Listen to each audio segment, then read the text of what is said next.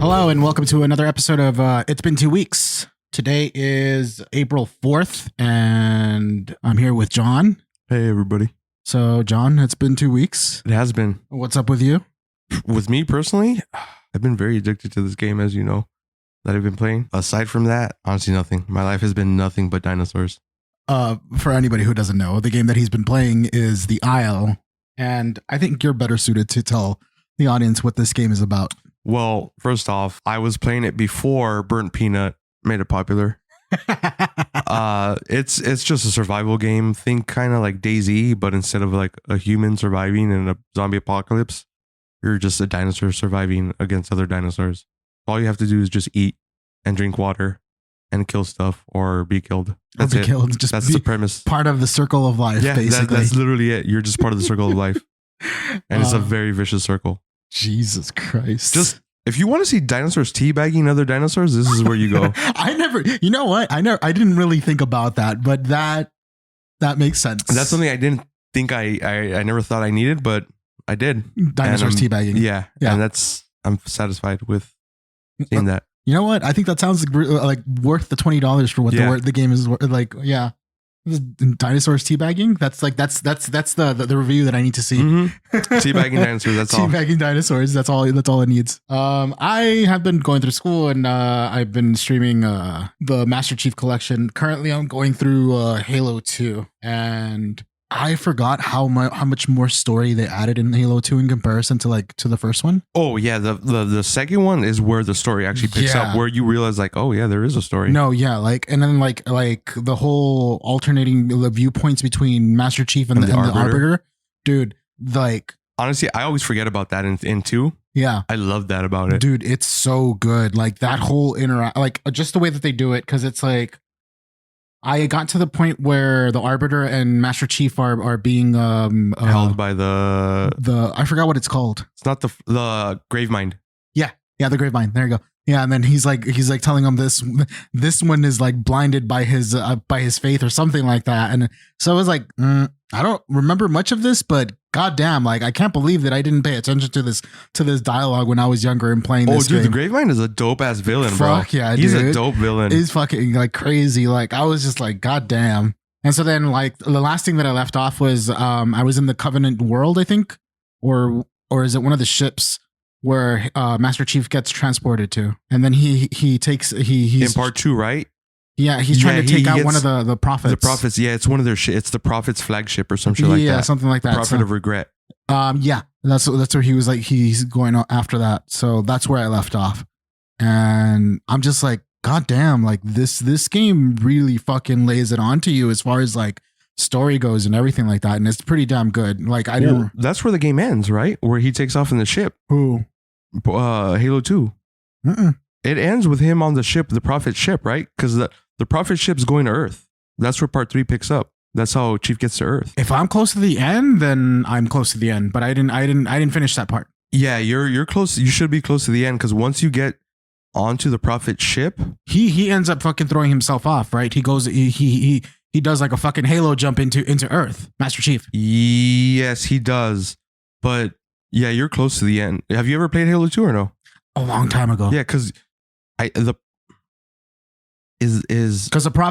Arbiter is sent to Earth, and that's where Johnson is like in Halo 3 you get that iconic scene where he's like he wakes up, the Arbiter's there, and he puts the fucking gun into his face. You got me? Yeah. And that's the start of Halo 3. He's like, oh, hold on, Chief, he's with us. No, because now I'm just trying to remember, is it that prophet that you're sent to kill, the Prophet of Regret? He's the one that gets taken out by the flood, right? I think that's how he ends up dying, either in the second one or the third one. Because Chief doesn't take him out. I think he gets taken out by the flood, and the other prophets find him, and they just leave him to die because he went to go do his own fucking shit. So it's not the Prophet of Regret then. So I'm trying to pick up the fucking icon or whatever the fuck it's called, the key to Halo. That arms Halo. That's but I have to go into, I don't know if it's the Covenant world or if it's like a ship that's one of the ships of the thing. Yeah. So if that's towards the end, then I'm close to the end. I think you're towards the end, because I know the encounter with the Gravemind with you and the Arbiter is already like towards the end, and I know, if I remember correctly, the game ends with you like on the Prophet ship going towards Earth. Mm-hmm. But I think by that point the prophet's dead and shit. And like, yeah, you leave and you just fucking hard fall onto Earth and shit. Like you bail from the ship. Because I want to say that that Halo, that ring explodes or something. I don't remember. It's been so long since I honestly I played. don't remember either. It's been, like I said, it's been a while too for myself, because I played it when I was like, what, like, I want to say maybe like 16, 17. Yeah, I only ever fucking played it in high school. So like I really don't remember much. But yeah, going into the meat and potatoes of this episode, I wanted to talk about the scandal that piece of shit Kristi Noem is currently going through, which, to anybody who probably doesn't, if you don't know, the Daily Mail earlier this week posted pictures and mentioned text messages that Kristi Noem's husband, Brian Noem, was having with adult female models. And it turns out that, well, let me just give you the headline. Daily Mail: secret double life of Kristi Noem's cross-dressing husband, Brian, the pouting busty bimbo photos and trove of explicit messages. Earlier this week, Kristi Noem, well, let me just read what I fucking wrote out. Piece of shit Kristi Noem can't catch a break. Following her firing as Secretary of Homeland Security, according to the Daily Mail, Brian Noem has been caught cross-dressing and having a fetish for large-breasted adult entertainment models. One of the images shows Brian using DIY breasts while wearing colored crop tops and tight shorts. It is reported that he has paid at least $25,000 to his secret roster of online acquaintances via Cash App and PayPal. Operating under the pseudonym Jason Jackson, Brian would contact adult entertainment models and comment on their large breasts. In a string of texts, Brian sent pictures of himself wearing skimpy outfits and balloon boobs, along with messages that said, "You turned me into a girl, and should I put leggings?" When speaking to the Daily Mail, Brian confirmed the pictures of himself, along with having exchanged messages with adult entertainment models. There's more, but I just want to... You know what? Like, I'm not a fan of Kristi Noem, and I guess by extension, I don't give a fuck about her husband. But saying that, I also didn't give a fuck about what he does in his personal life. Mm-hmm. The only real thing I really keyed in on that is the $25K. Was that their personal money, or was that shit that was coming from DHS? Because I want to say, I could have sworn I heard there was like misallocated DHS fucking funds that they figured out that they were using for that shit. I don't know about any misallocated funds, but one thing that I will bring, I didn't plan on bringing it up and I didn't research it enough, but I think sometime earlier this week, Rachel Maddow was talking about how DHS has been overpaying for warehouses that they're using as holding facilities for ICE. So there's a possibility that that's one of the ways that they're the corruption in that institution is that they're helping their buddies by paying them exorbitant amounts of money. But I mean, I'm assuming that this is their own personal money and it's not DHS money or government money. But that shows how much faith you still have in people. I mean, true, but I mean, $25,000, dog. That's okay. That's all. That's what maybe like someone who's working here in a fucking fast food job would make in a year. That's what I'm saying. Like, but if it's coming from DHS money, that's nothing. That's negligible. Oh yeah, absolutely. That's catering for like half a day and shit. That's why I'm saying, to me, it seems like it'd be a lot. Again, these are just my speculations because I don't know. But to me, it'd be easier to fucking just kind of misplace $25K from whatever your DHS fucking budget is, right? Versus pulling out $25K from your own personal, because you're gonna feel it personally more than the government one. That is very true. On the subject of that, of the whole scandal, right? One of the things that is also mentioned on the article is about the possibility of blackmail, because given that there was an example where conversations soured between or payment didn't go through between Brian and whoever he was talking to. One person actually did know that it was him and posted it online, but then deleted it right away because I think they said payment went through. Yeah, or something like that. So like that's kind of like the whole implication of blackmail through that is like, on a personal level, if it happens to them, like just like if they weren't part of our government, I don't give a fuck, that's their fucking business, fuck it, blackmail them all you want, even though it's illegal. But I mean, that's like, I don't care. You get me? But the fact that that his wife is or was. Well, no, she still is. She's the secretary or something now. I forgot what it was. It was some other fucking bullshit. Yeah, that's right. She was demoted. She wasn't fired, huh? I forgot what it was. Something that fucking Trump made up just to keep her Secretary in there. of Affairs. I don't even know. Well, you got okay. I got At least it. you got it. Okay, I got it. But I mean, the whole point is like one way or another, like she is a government official, and like the fact that could have led to blackmail of her, which puts our fucking nation at risk. You know, and so then that kind of bullshit. Just like I was just like, I didn't think about it then, but then like upon further reflection, I was like, oh yeah, this is pretty fucked up. Look, I'm not gonna comment on his fucking kink because supposedly he's into bimbofication. But here, let me go a little bit more further with the other half that I have here. In another article posted by the Times, it is reported model was paid $25 a minute to talk dirty with Brian Noem. Speaking to the Times, Lydia Love, a femdon that operates on the website CamSoda, alleges that Brian would perform for her and claimed he liked to play a submissive role.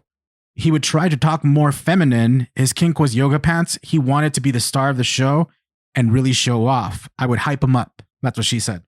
Love said Brian was an extremely needed client and needed a lot of praise and feedback.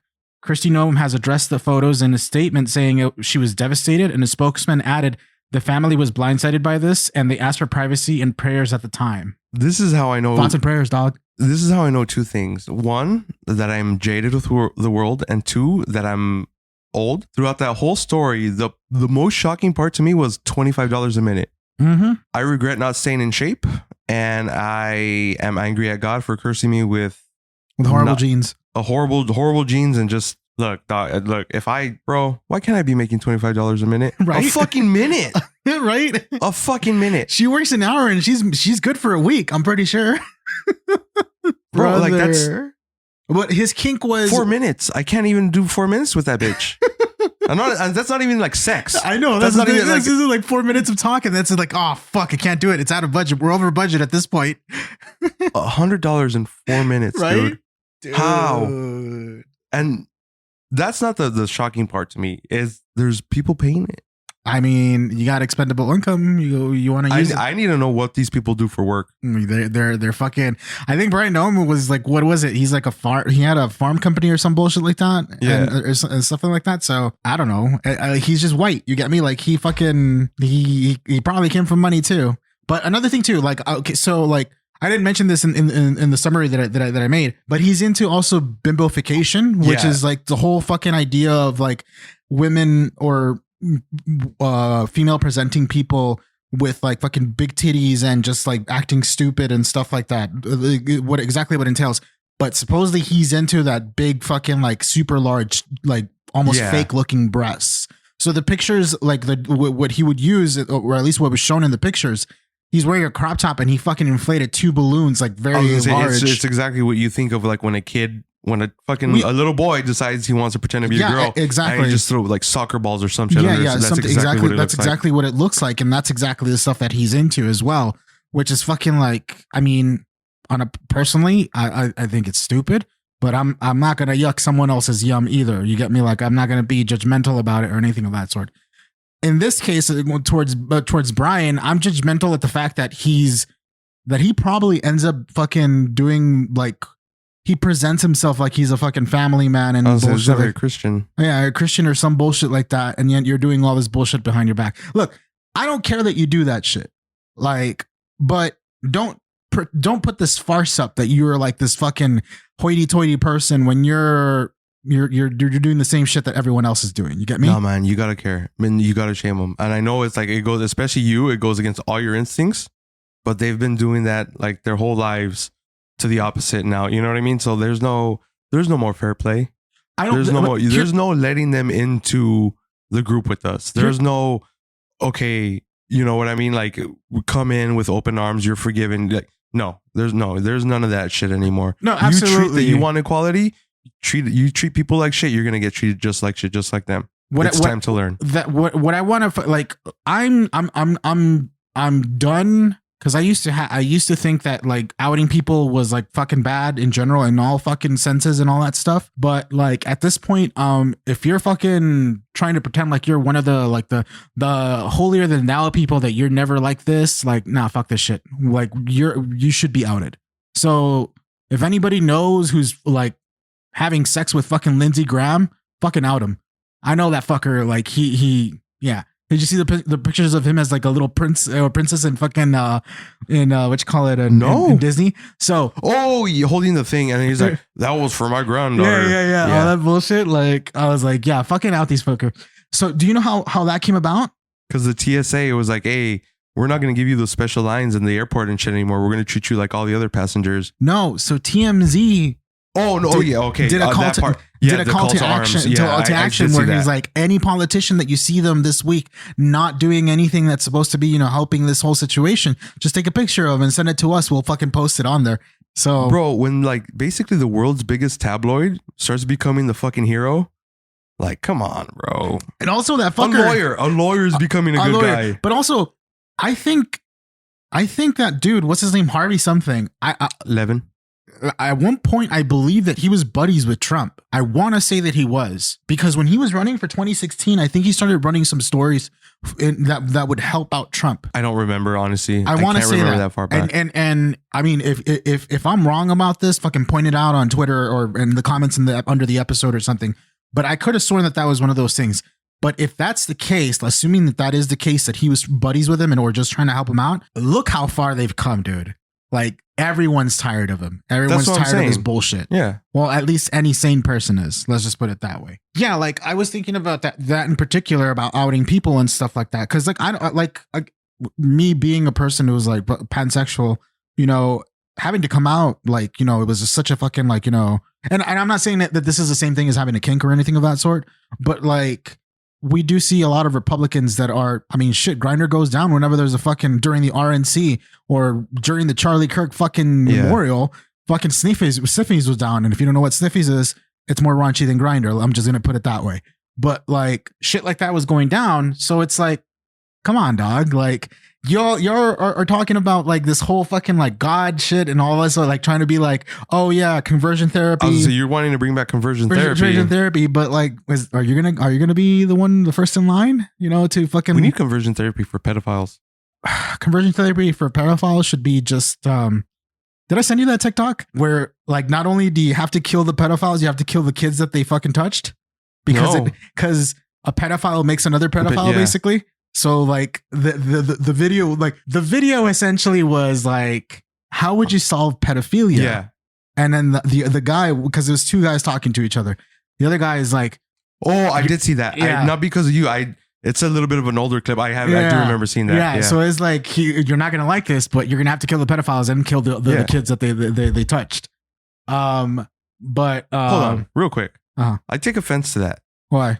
Because I feel like if I were to say that on the other podcast, you'd give me shit. But because someone else said it, it's okay. No, if you said that in the other podcast, I would have agreed with you, honestly. Or at least I would have been like, yeah, that makes sense. Okay. You get me? Like, not necessarily. Like, I don't know. I don't know if there is any sort of like, kind of like any conversion therapy. Not conversion therapy, but any way that you can rehabilitate. Maybe the kids, you could rehabilitate them when they're kids. But once they're adults, I don't think there's any saving grace for that. You get me?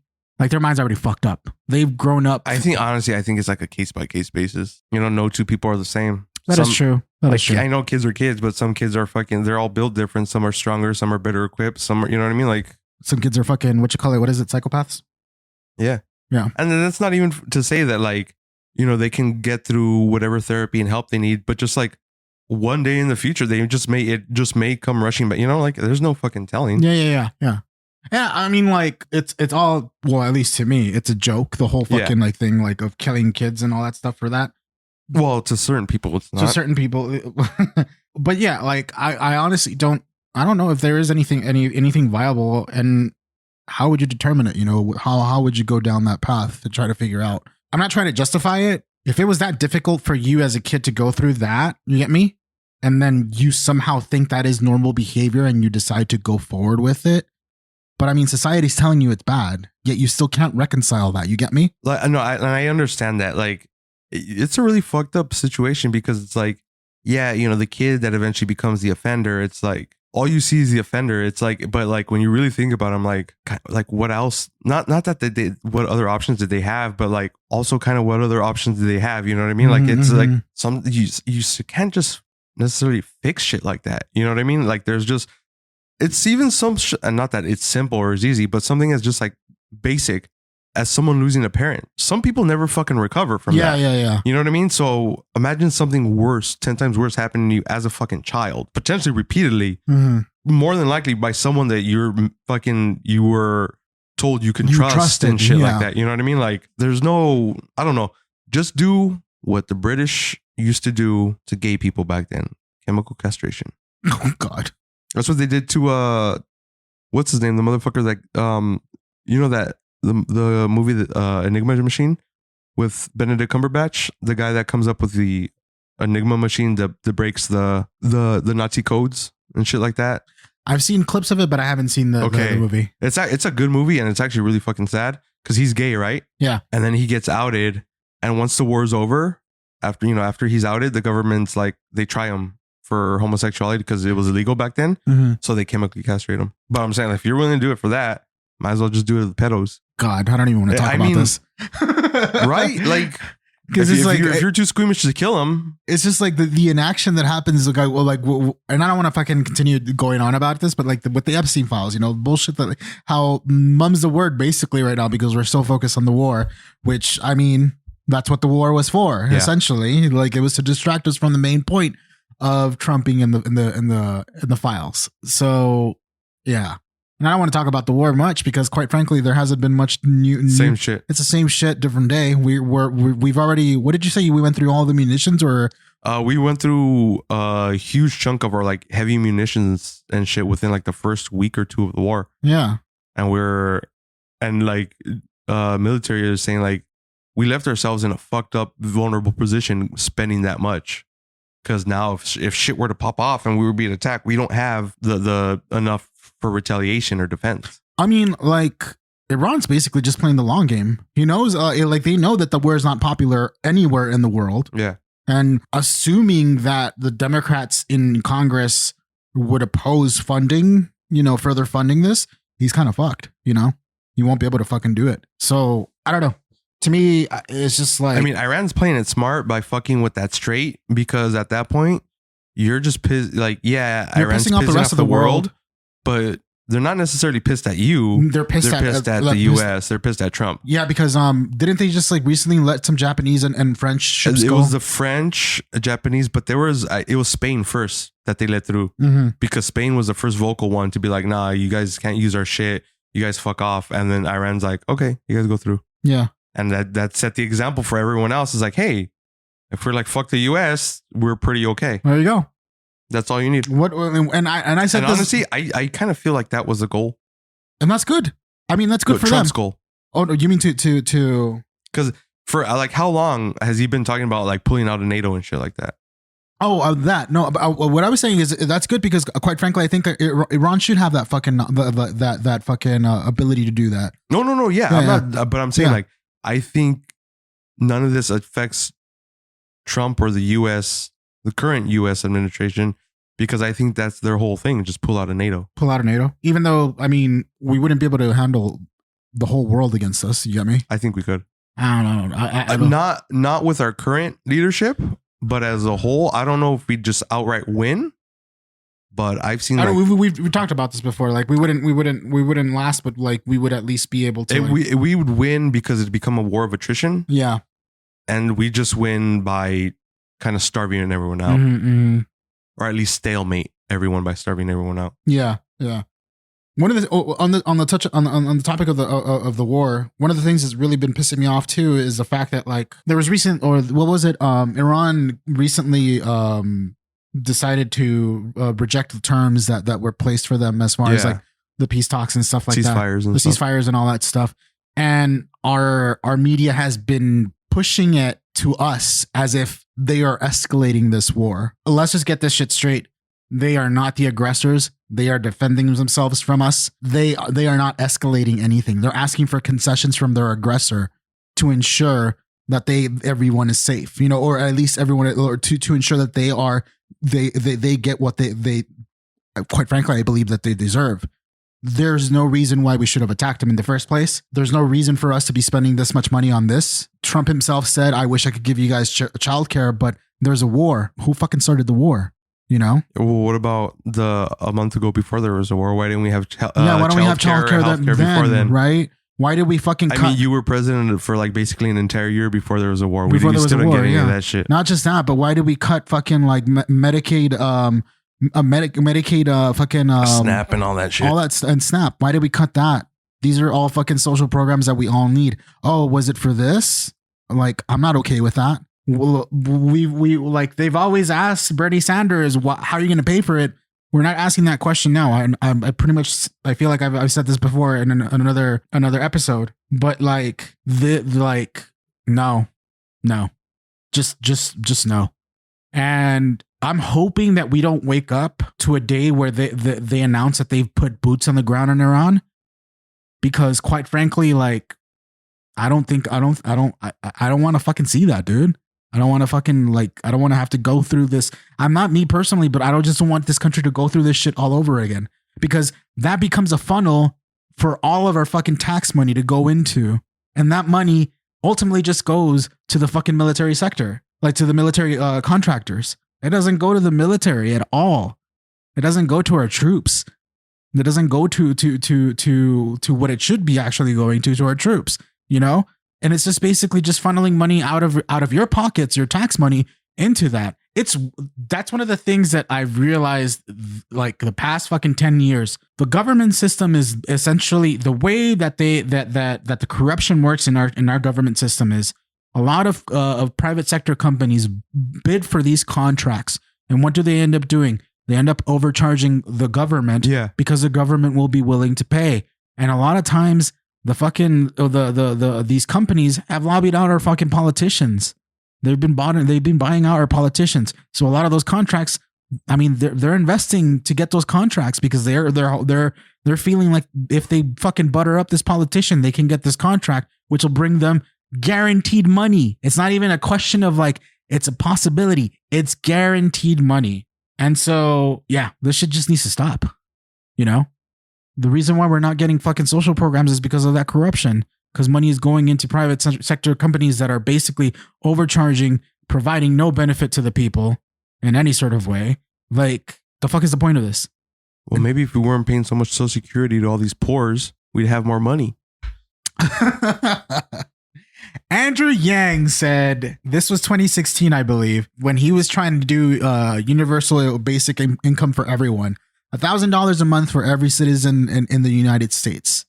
And the reason why is because he feels that in a capitalistic society, every member of that society should be able to partake or perform or be be able to participate in that economy.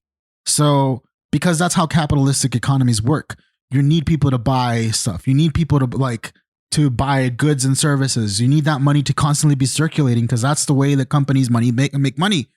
And so then when the poors don't have money to buy anything, what do you expect it to happen? I seen something where I think it was DeFranco. It might have been DeFranco, where he was talking about Trump's economy, like why there's a disconnect between essentially the economy doing as well as it is now, but everyone struggling so much to like survive and stuff like that. And he was saying it's not because there's no jobs, or like all that's the same.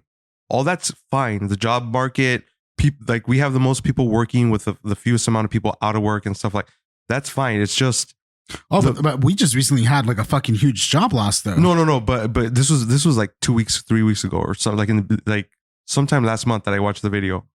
But he was saying like all that economic growth you're seeing, he goes, that's coming from like the 1%. Yeah. And because they spend so much, that's what's accounting for so much of the appearance of growth and like the stability of the economy. It's not coming from the normal people. He goes, if you look at normal people, you see the divide of like they're struggling to maintain, where all that growth is just coming from corporations and the rich, wealthy 1%, because they're the ones that buy the most, and they're buying the most expensive shit. So when you see these companies like, oh, we may it's because of them. because they're just all the fucking money they make off our backs. All of that shit. Do you know what the stripper index says? I've heard of it before. It's just like basically if like strippers are doing well, the economy is doing well. Yeah. Yeah. I wonder what that's looking like right now.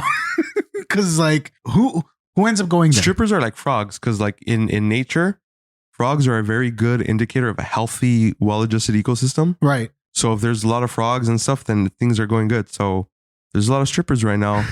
Things are going good. And if there's not, then we're in trouble. The other one was the Waffle House index. Yeah. Which is funny because it's like, I mean, it's a joke, but those are very much blue collar things. Absolutely. You know what I mean? And that's how you should measure shit. Yeah.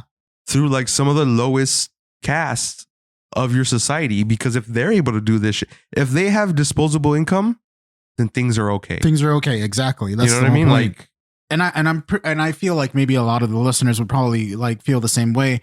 You should be able to enjoy your money. You should be able to not necessarily have to be like fucking living lavishly or anything of that sort, but you should be able to fucking spend your money. You shouldn't have to be worrying about like, you know, oh shit, I can't, I'm like, will I make it this week? Will I be able to pay rent if I go out and fucking, you know, have this fun? That should never be the case in any sort of way or anything of that sort. So, I mean, I've been. I mean, like, I won't say like ever, but like obviously, like, because this has been the thing. Like, everyone struggles when they're starting off. Yeah. But the thing is, like, if you went to school and you got your degrees and stuff like that, and you bought into the bullshit that you were fed your whole life, and you're still struggling, that's the problem. You know, like if you want to be a fucking whatever and just fuck around, and that's on you. Yeah, absolutely. But like, as long as you're putting in the effort, like even minimum wage, dude, like somewhere out there, somewhere. And it shouldn't even have to be like a shitty ass area. You should be able to work at McDonald's and be able to afford an apartment on your own. You should be able to work at, here's what I would say. You should be able to work a fucking at a McDonald's and afford an apartment that's near your workplace. That's what I'm saying. It doesn't have to be a shitty area. It doesn't. You don't have to fucking. If your McDonald's is like in downtown, you should be able to afford a fucking apartment in downtown. Or at least somewhere in the outskirts. But I mean, like, yeah, I know what you mean. Yeah, I mean, like, well, when I say outskirts, I'm talking about like Arts District. Yeah. I'm not fucking it's like high rise apartment building. Somewhere within the fucking like say 1 to 2 mile radius of that. I wouldn't even say 5 because honestly, a mile is not that far if you really think about it. That is true. But somewhere within the 5 mile radius, you should be able to afford a place around there. Yeah. Quite frankly, like it's ridiculous how a lot of people have to fucking go further down south or further up north just to fucking find some place to live. Where it's like it ends up being a fucking commute just to try to get to work. Well, like being in construction, there's a lot of dudes that spend 3 plus, 4 hours driving home because they live in Temecula or Menifee. Or I worked for a little bit with someone that lived out in fucking Victorville, dude. Because yes, in construction you do make a good chunk of money, but it's not like it was like in the early 2000s and 90s and shit. Right, where like you're not if you're in making construction. You bought that house and everyone had a boat because it's not like that. These motherfuckers are moving out there because with what they're making, they can afford it, but all the work's out here. And there's a lot of people just doing office jobs, making that commute because it's more affordable out there, but all the money's down here. Yeah. Like you shouldn't have to do that. Like you shouldn't have to spend the majority of your life either in between sitting at a desk and sitting in your car trying to get home. Right. Like you're not getting paid for that time. That's not humanity, dude. Yeah. You're not living all that time wasted, like just in the commute, like that's if we believe that time is precious to people, you're wasting time literally through that whole process of getting to work and getting home. Because we're talking about, depending on how far you live, we're talking about fucking somewhere between an hour to like fucking 3-4 hours, maybe on the way back or something like that. You get me? Like me from here, I work in the job site I've been at is in West Hollywood. It's on Sunset. To get there takes me about 20 to 30 minutes in the morning because there's no traffic. To get home, anywhere from an hour and a half to 2 hours. So it's more than doubled. Yeah. You know what I mean? Like the majority of the time. Right. Which is like, it's not like, how does that really make sense? You know what I mean? Like there's just, it's fucking, I don't know, man. Like and honestly, like, I don't know, this may sound like out of pocket or whatever, but like you said, just having to spend that much time in an office and that much more time of your own free time just trying to get back home through all that traffic, like that's why people are miserable. That's why people's fucking relationships and marriages, and that's why fucking people beat the shit out of their kids, because it's like you're like, and that's no justification, but like I can't imagine any of this helps. Yeah, Like, I don't Because think I know fucking there's just certain days where traffic's just worse. And again, if it takes me 30 minutes to get there and I'm like 2 hours, 15 minutes and I'm still not home because the traffic's so bad, I'm like, I don't want to talk to anyone. I just want to fucking sit in and just like sulk because I'm like, by the time I get home, I just have shower, eat, and maybe like an hour or two before bed. Right. That's not life, dude. You can't fucking do anything. Like, you don't have enough time to be able to even do chores by the time you get home from work. You can't live at your home. You can't, like, the only time that you spend at home resting is when you're trying to sleep. And then you have to wake up the next day to do the same shit all over again. And your weekend is dedicated to the shit you can't get to during the week. Yeah. Laundry, dishes, cleaning the house, all this other fucking bullshit. And at that point, you either sacrifice your Saturday to do it, or you sacrifice your Sunday. You sacrifice your Sunday to do it, then you still don't rest because you're doing all that shit and you're back to work the next day. Yeah, it's one of those things where it's like it ends up becoming that sort of situation. So like, no, our quality of life here in the United States needs to start getting for the better. And I guess one of the best ways that you could have that done is by either fucking controlling the pricing when it comes to like homes, or fucking like goods and services, or fucking just allow people to make more money, give them more money for what they're doing, like one or the other, or a combination of both. Because quite frankly, it's typical that we see the moment that people start making more money, they just fucking inflate the prices for no fucking reason, even though they don't need to, you know. Which is like, everyone says like, oh, that's business. Yeah, there's really no fucking need for it, dude. You get me? Like, it doesn't matter. So what? People have a little bit more money. You're still getting the same fucking profit you did before when they were making enough. So what the fuck is changing? You know what? I never understood this. When like people give like big businesses like a pass all the time for shit like that. But when you have someone like kind of freelancing, or like, I see this a lot with like artists or whatever, like, oh, you know, like when they give their rates and it's like, oh, well, do it for the expo. No, motherfucker. No, that's not business. That's not business at all. That's not business, dude. Like, pay these fucking people for the work you want them to do for you and just shut up about it. And if you don't like it, find someone else, or do it yourself. If you can't pay for that fucking business or for that work, service, for that service, then get the fuck out.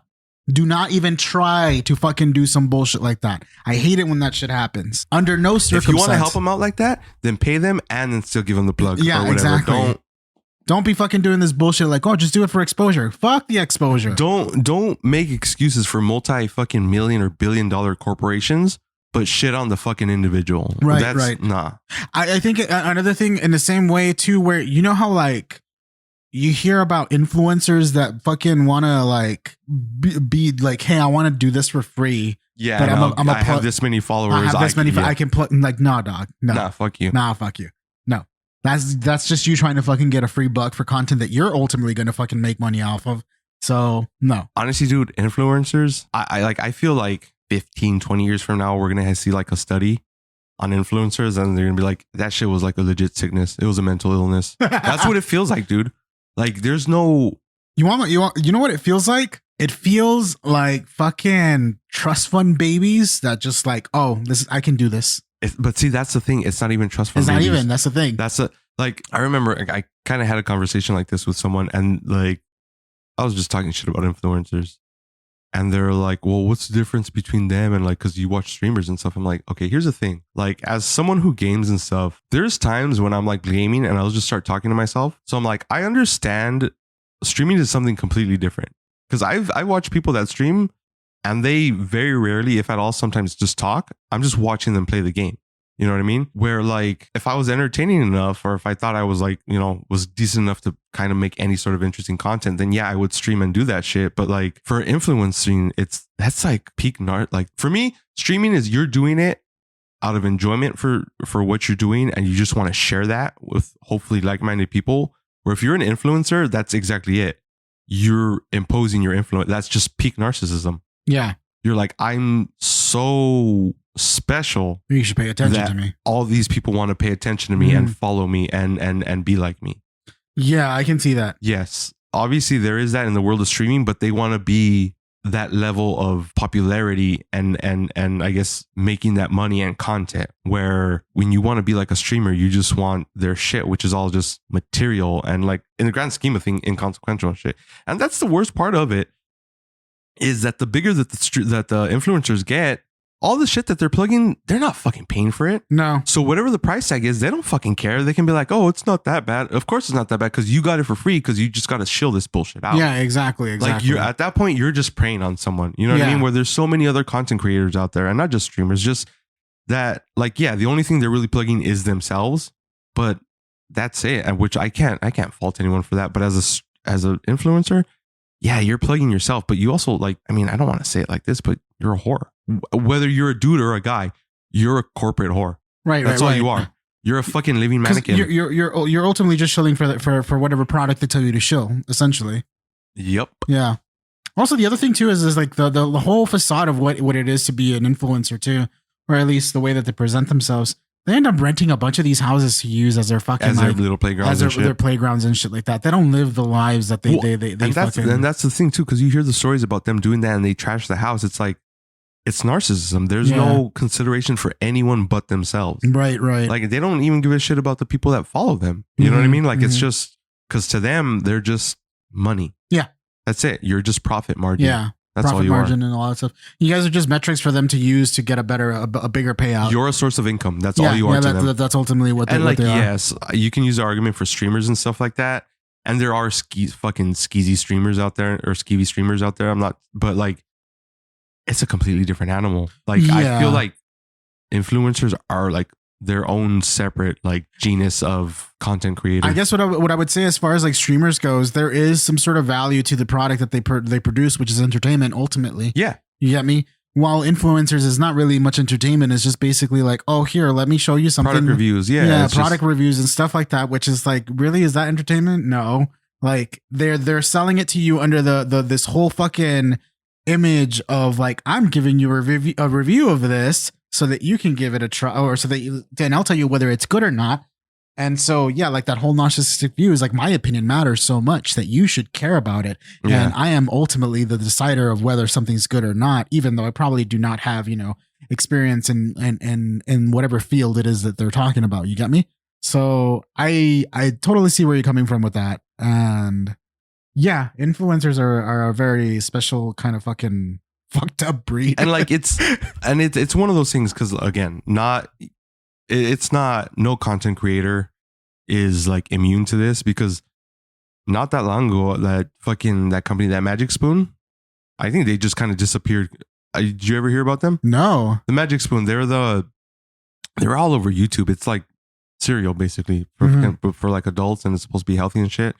So there's a bunch of like YouTubers always plugging it, and then they ended up getting like caught or called out for, I don't know, some shit with their product that was just bullshit. So you don't see them advertised anymore. But it's one of those things where it's like everyone that fucking ran the ads for them, like, oh, I'm subscribed to this, and it's like you look at shit like that and then stuff like that happens with that company. You're like, you should be learning. You can't just take these people that you enjoy to enjoy their content at the face value. Because maybe they do enjoy the product, but they're also getting paid. Yeah. So like I don't know. Well, just take everything with a grain of salt. Since you brought that up, I was thinking about, because we haven't done any ad reads or anything of that sort here, but I did bring up to you the possibility of maybe doing some ad reads, and I sent you the what was like for a coffee company or something like that. I didn't do any research into the company or anything of that sort. But basically, there was no guarantee of initial like sort of like payment from them or anything of that sort. And I couldn't really like say that I tried their product because it would mean me buying their product, which is fine and dandy, right? But like, I mean, I'm in a position where I can't really buy their product. So like I wasn't going to be able to. And they didn't have any sample sizes either or anything of that sort. It was all directly like, you buy a fucking like a fucking whole fucking bag of our coffee, even though it might taste like shit kind of deal, So whole point is through the third party that I was going to go through as far as like for the ad reads, they were trying to make it seems like sell the product as if you've tasted it yourself, be genuine about it or sound genuine about the ad read. Don't make it sound like an ad. All these fucking tips and tricks on how to fucking sell the ad. I was like, I don't know how I feel about this anymore, because I was just like, there's no way that I can do something like this. You can give me a script and I'll read it out, but don't try to get me to sell your product for you like that when I personally haven't tried your product. Because now you're putting words in my mouth in that sense where it's like, I can't do that. Yeah, because you're asking me to lie. You asked me to lie. Like if you want, like I was gonna say, for me, I'd be okay with that if through that service you got a sample size Yeah. of whatever, like, you know, like if there's, you could choose ads for like consumable products. Yeah. Then there's a sample size for that. If it's like cosmetics, then there's a sample size for that. And you pick whatever sounds interesting to you. They send you the sample size. If you like it, then you're like, yeah, I'll advertise it. Granted, you may not make the money off that ad read, Yeah. but at least there's some good faith behind There's, it. there's Not, like not what you're saying, where Yeah. it's just like, just make shit up. just make shit up. And I was like, nah, I don't feel comfortable with this. Did you ever watch the Private Parts, the Howard Stern movie? A long time ago. Okay. And I always remember this because I remember I seen that movie when I was young, but this part stuck out with me because by the time I watched the movie, I was like, I listened to a lot of like talk radio and stuff. And I keyed in on like when they would do their ads and stuff. In the Howard Stern movie, in his early on in his career, and I don't know if this is where it came from. In my head canon, me personally, I kind of give him credit for this style of advertising, what you're talking about.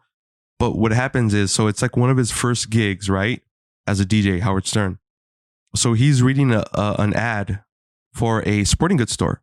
So he's talking about it and he's reading off the script. And like at that point in his career, he's like struggling. He can't, you know, he hasn't broken through.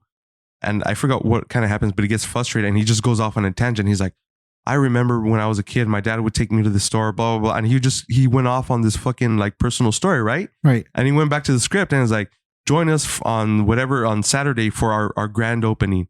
So he was caught in the lie, but he was getting fucking calls because like that was the most genuine thing people had heard on the radio. People connected to it with that shit. Right. So that became his thing with just his radio show, but also with the ads, just putting that personal touch to it. Like this is like, that's what that reminds me of. Yeah. Of you got to sell this shit. You got to make that fucking deal. You're a car salesman. You're going to lie fucking through your teeth. And like, I feel like, again, I don't know if that was, but I feel like in my head, like that's the genesis of it. Because I remember always hearing that first through radio of like, there's no way these people have been using, you know what I mean? Like, it's just, nah. It's just one of those situations where it's just like, yeah, I don't believe it. Like, no, there's no way. But we definitely moved very far away from the original Nomi. The gnome, Christy Gnome shit. Yeah. But yeah, like honestly, fucking crazy that should happen. Quite frankly, like they're married, they have kids. He's fucking doing all this shit. You know, like what kind of example is he setting for his kids? I think there was a New York Times, because he's from somewhere in the middle of the fucking country. It's like a farm place, like a very fucking southern. They're all shocked, apparently. And it's like, what? And then the whole fucking thoughts and prayers bullshit. It's like, what are you gonna pray for? Here's the thing: how you said, what kind of example they're setting for their kids. Honestly, like you said, you're not here to shame them and stuff like that.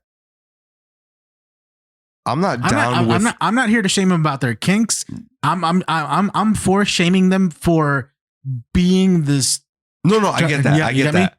But that's what I was going to clarify is like, you know, talking about their kids. My main problem is like, don't belittle women. You know what I mean? Don't minimize them to that. You know, especially like a fetish or a kink that kind of with the word bimbo. You know what I mean? Like that's a little harsh or whatever. Like you're into with whatever you're into. But honestly, that pales in comparison to all the ice bullshit. Like for me, I'm more like, you know what? I'd rather have my kid see my husband put on fake titties and dress like a woman than seeing me be an absolute fucking animal towards other human beings. Because these are people that do not care about children. You know what I mean?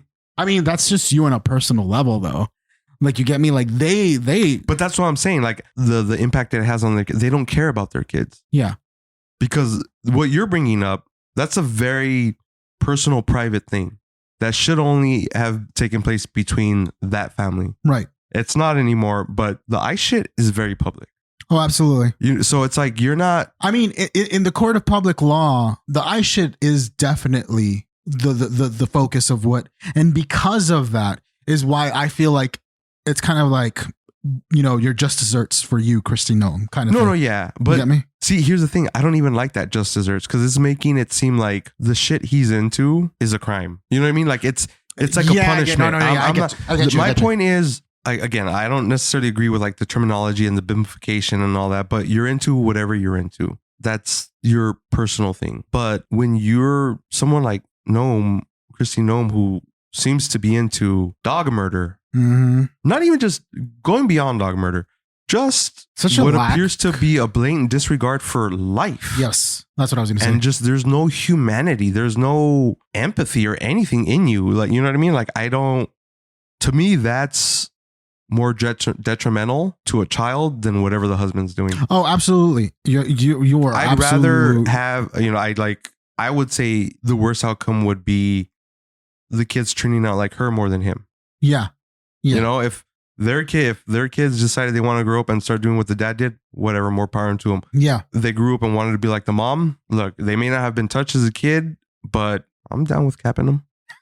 Not all monsters do the same thing, bro. That is true. That is very true. Like it, and that's the thing. Like, people are vilifying the wrong thing. I see where you're coming from with that.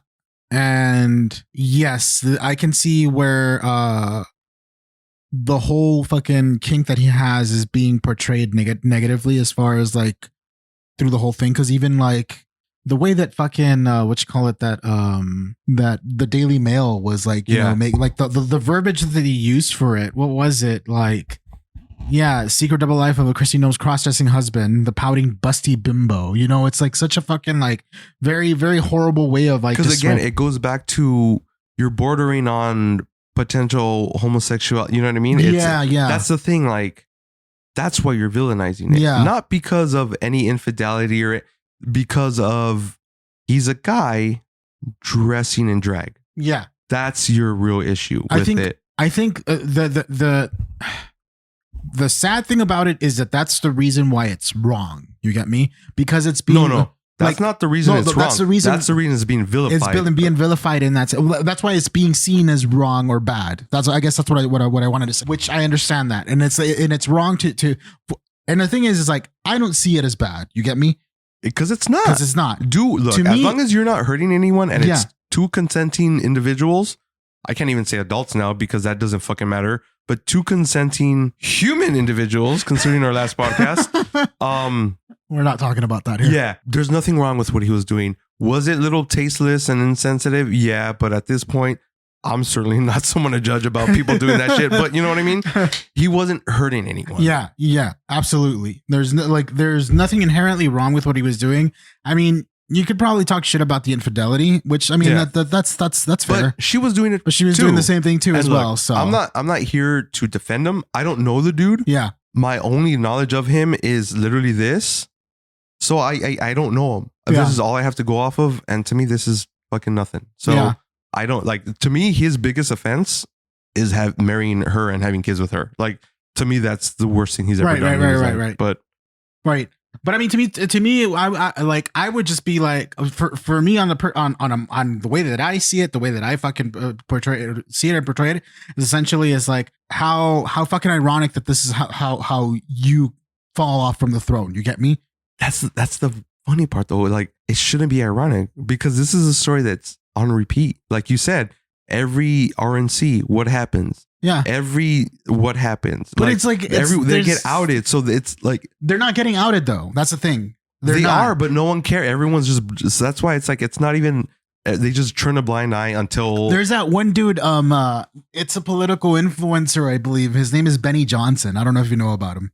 No. Whole point is Benny Johnson is, at least to me, very obviously gay. There's been like talks about how his wife doesn't let him go out on fucking on business by himself, and he's not allowed to go out with other men, and he's not allowed to have like any business retreat, like any retreat or anything of that sort. He's not allowed to do this sort of stuff. It was also found that he had advertisement on one of his browser pages while he was looking at something that was for a gay cruise. Do you know how ads are targeted? Or do you know about targeted ads? Because of your search history. Bro, like we talked about it on the other podcast where we'll talk shit about something on the podcast And then the next day on our phones, we get ads for it. Exactly, so yes, exactly. There's just So like, I don't think Benny Johnson is talking that much about fucking gay sex or gay stuff like on air for him to be like, there's searches. This is the, you know, you get me? It's like, it's that. Because even the rhetoric that he would have put out as far as like homosexuality goes, he'd probably end up getting some fucking conversion therapy ads or something like that. Or maybe some more religiously, like religious attacks on on homosexuality or some bullshit like that. So Benny Johnson wants someone who's easily, motherfucker, you could just fucking point him out like, that's the gay one. You get me, kind of thing. At least I personally can. So that's someone that like prominent fucking like conservative voice, as far as like not as influential as Charlie Kirk though, but I mean, like, you know, that's one of their champions. As real quick, as you're like talking about him, all I keep picturing is Sam Rockwell from Jojo Rabbit. He's a Nazi, but he's obviously gay as fuck. You know what I mean? Like with his little cave and shit. Like it's just one of those things. Like, yeah. It's like, how do you not? You know, it's, I don't know, like, fuck, that's such a good movie. It is one of those things where it's like, how the fuck do you not recognize? How do you not realize it, you know? Or is it because like he's talking the shit that you want them to talk about, basically? You get me? In the same way, there's another guy. What was his name? Fucking you know, real quick, just how you're saying how he's like obviously gay. I think that might help his cause in terms of like the right wing, because it's like, here's someone who's reformed, basically. Yeah, or that's fighting the urges. No, that's what they end up fucking portraying him as. But there is someone also fucking what's his name? Something, is it Ruben? Something Ruben? No, it can't be Ruben. Whole point is he's a gay man. He's friends with what's his name? Dave Shapiro, the Jewish guy who. Oh yeah, Shapiro, the annoying one, the annoying voice. Yeah, Shapiro. He's friends with him. So the Ruben guy, he's fucking gay. He's married and he's running conservative shit.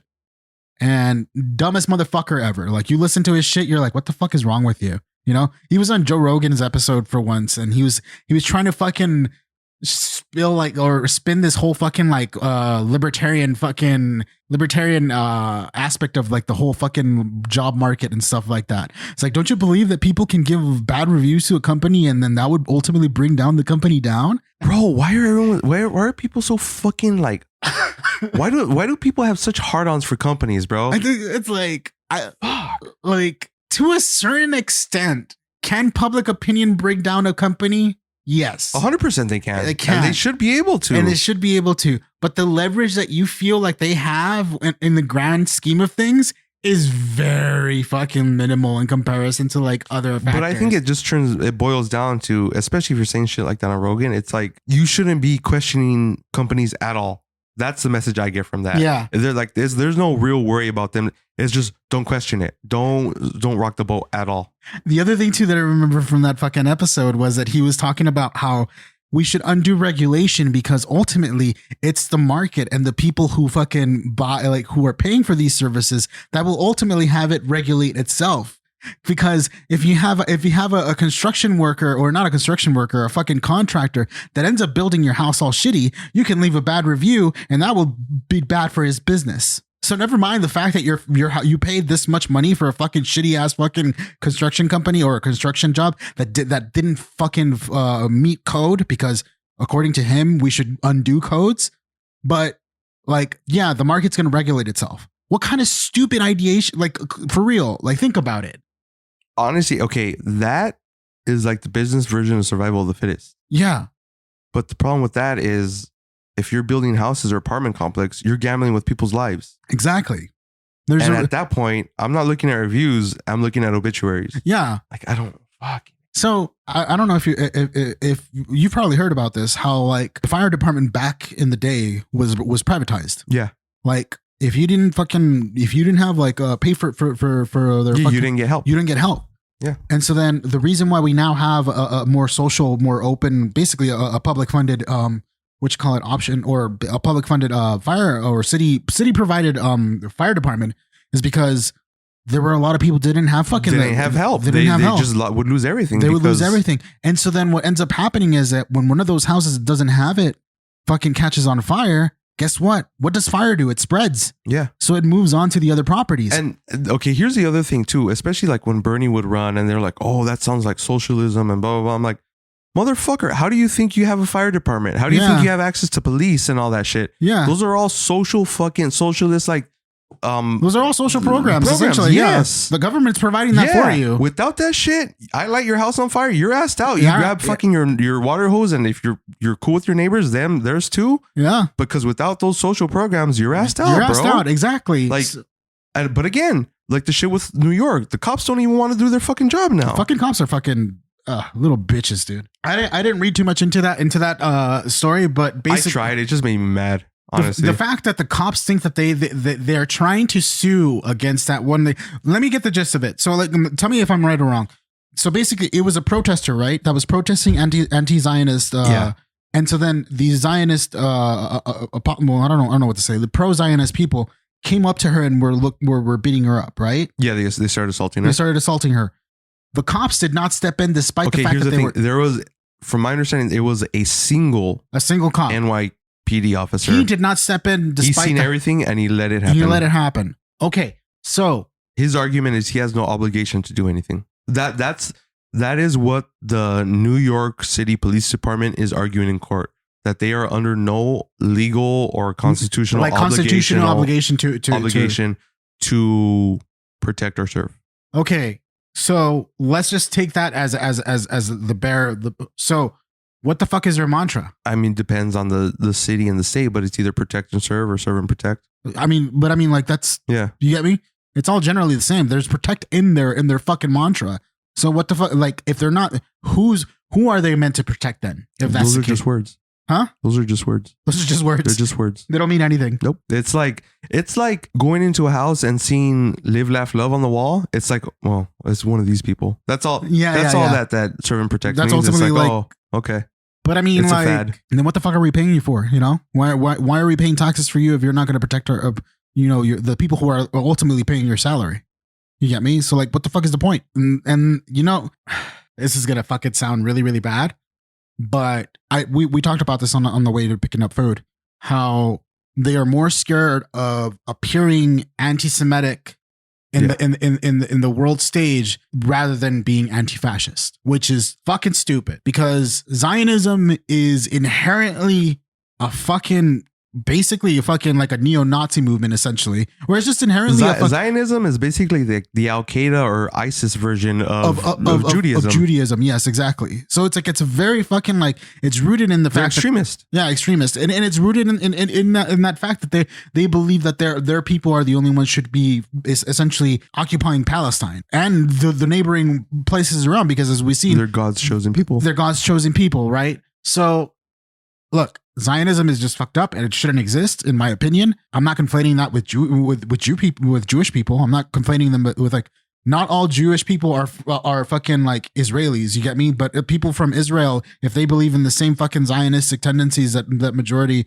of these fucking right-winged Israelis do, then we don't need to have that sort of mentality. Yeah. Like we don't need that in the world stage. We don't need that currently, and it shouldn't be taking, like, we don't need that in America either. You know what? I can't wait for, like, I don't know, 20, 30 years from now, for like basically the inverse version of Schindler's List to be made, where it's like an Israeli national that's like rescuing Palestinians and hiring them for the fucking, and he's gonna be like, the movie's just going to be called Goldstein. He's Oscar Goldstein is going to be his name. Dude, that was like, I couldn't save them all. Yeah. Dude, that when I saw that, I was like, damn. Fucking. I would have went through my savings if I had tried to save them all. Yeah. I couldn't do that. Yeah. Liam Neeson did a fucking good job. He was fucking phenomenal. He's good in everything, though. Yeah, he is. He really is. Even in that fucking stupid movie, what was it? Naked Gun. Yeah. Honestly, and I know people gave him shit for like starting to date Pamela Anderson, but they're a cute couple, dog. Dude, in that movie, they had chemistry, bro. They were good together. And look, Pamela Anderson, like, she deserves someone who loves her. You know, they like, both need something like for that. whatever it is that they're in for it. Like, they're just But like, so like that, the other thing I sent you about that dude, the Jewish guy, trying to just West Bank the fucking shit out of that dude in New York, brother. And even in that clip, I guess from what it, like, they were talking about, cops showed up, said this document is bullshit, and left. I'm like, you're a fucking cop. This dude's He's- harassing this he's- homeowner. Not only just that, but isn't it illegal to present fucking illegal documents? That's what I'm saying. And he's harassing them. and Take them away, and they did nothing. they did nothing.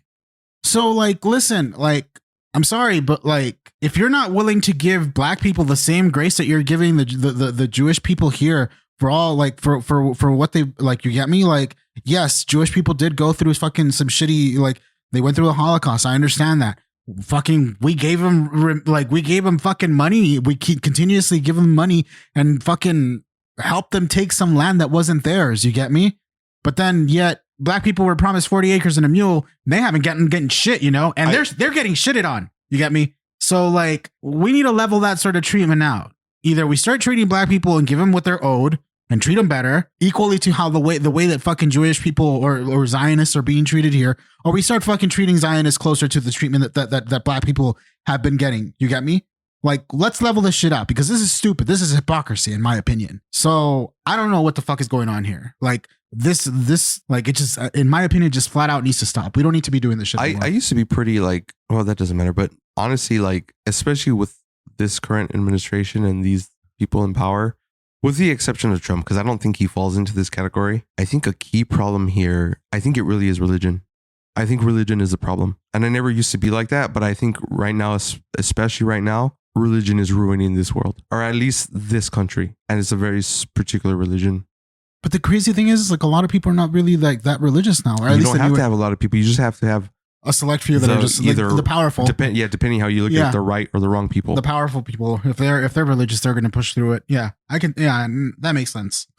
Religion. Because you had headsets, basically, again, like I said last time, declare jihad against Iran. Yeah. He called this a holy fucking war. What the fuck? I just like, I don't think the U.S. has like a national religion. No. You know what I mean? So like it's we're a fucking melting pot, dude. Like, yeah, what the fuck? Fuck you. This ain't my war. There is like, maybe the Protestants that came over, sure, they had a religion in mind, but I mean, like, fuck, through immigration and through the fucking. Well, they left because they wanted that freedom of religion. Yeah, exactly. Yeah.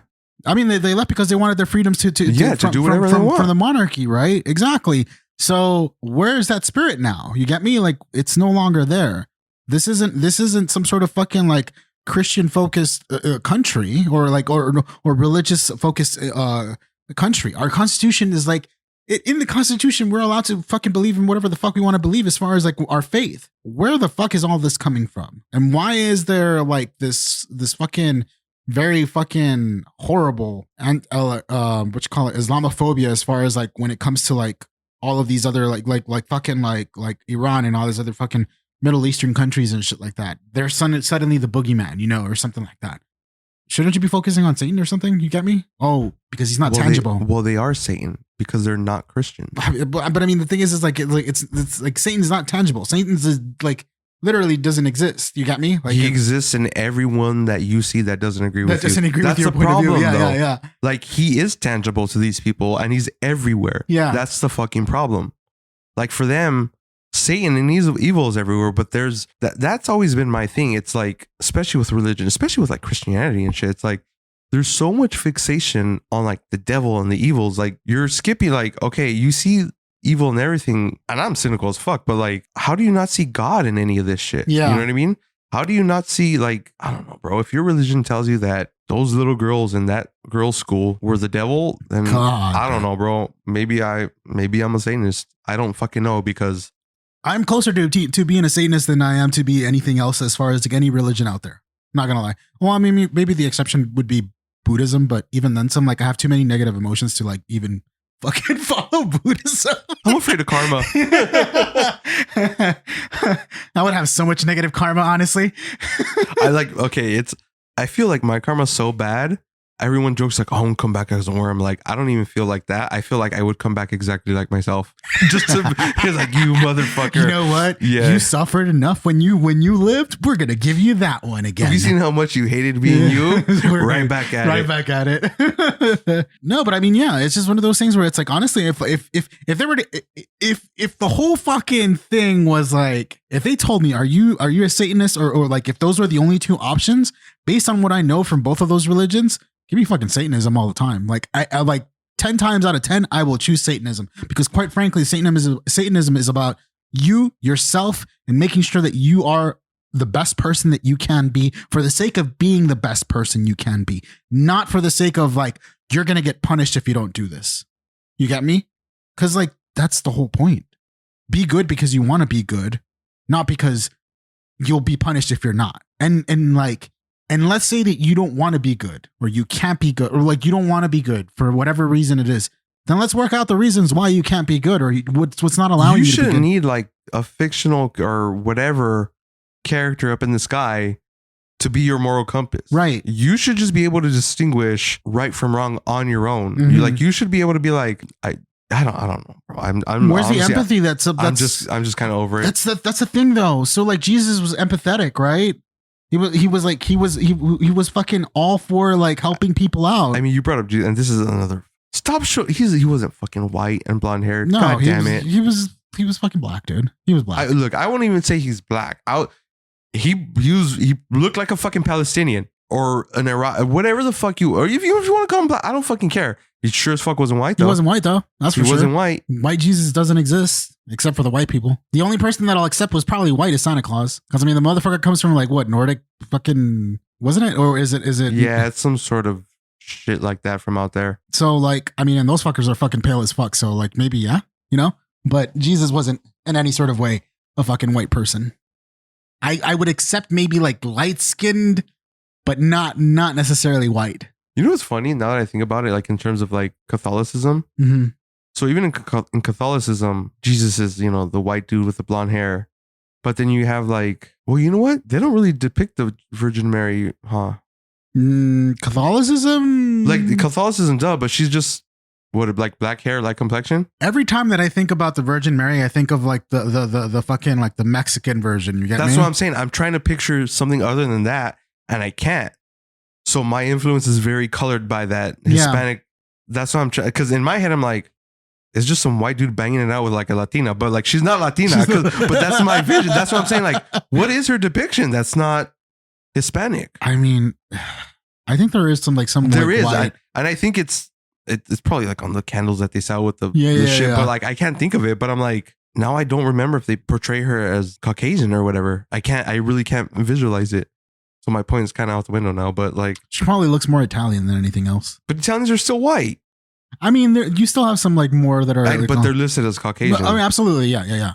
which I never understood. But whatever. Because I mean, ultimately, they blend in with them. That's the thing. You got me? And that's the problem. Is like you're just going by. Well, it's going to be less easy to discriminate against you because we can't tell you apart from us. But I mean, that's the thing too. Like, okay, so like, remember how like back in what was it when the Irish and the fucking I know, but that's easy because the hair and the accent.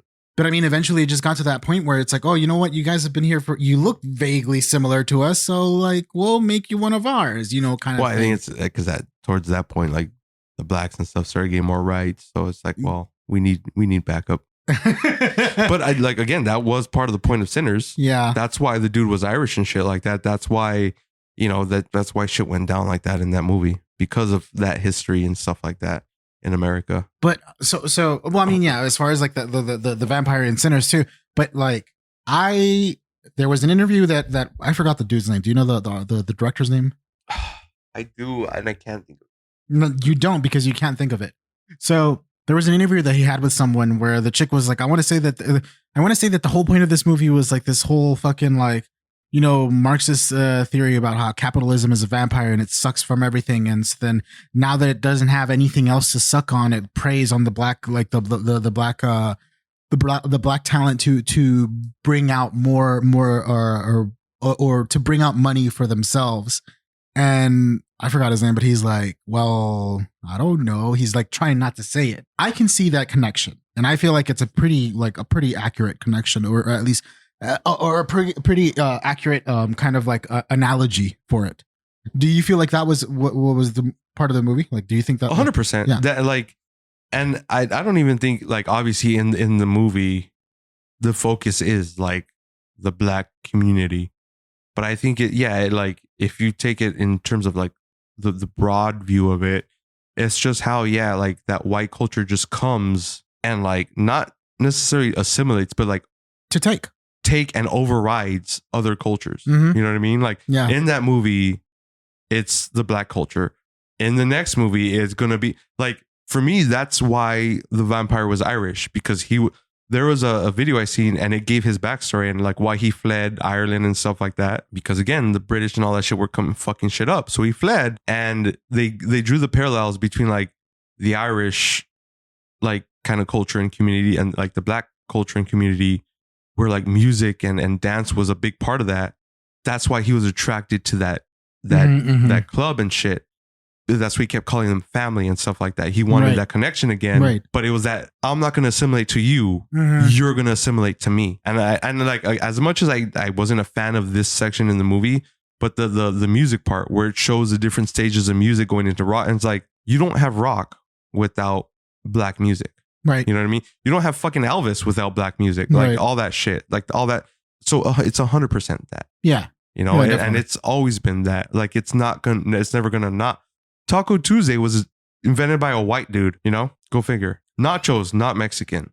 There's a lot of... No, but nachos are Tex-Mex though, so... But that's what I'm saying. But there's a lot of stuff that people equate to like... To Mexican. Spanish or Mexican culture, and it's not. You know what I mean? Fucking, what was it? Christy Nome. I think it was Christy Nome or Bondi. We were those fucking cunts. For the halftime show, they're like, you know, football's American and we need an American halftimes, you know, we need American stuff like meatloaf and apple pie. And someone's like, well, meatloaf came from this dish in Germany. So it's a German dish. Apple pie came from this country. So it's like none of this shit is American. Like it's all, cause you're all fucking we're all fucking immigrants. Like there is no, you want American food, you go to a fucking reservation and you eat like buffalo or whatever the fuck you're gonna, and I know that's probably offensive or whatever, but that's what you fucking did if you were like legitimate American in the Americas back in the day. Not coming over here with your fucking turkey and your bullshit Thanksgiving and your all that other fucking shit. You know what I mean? There's no fucking hot dogs. Hot dogs weren't even called hot dogs. They were called something else.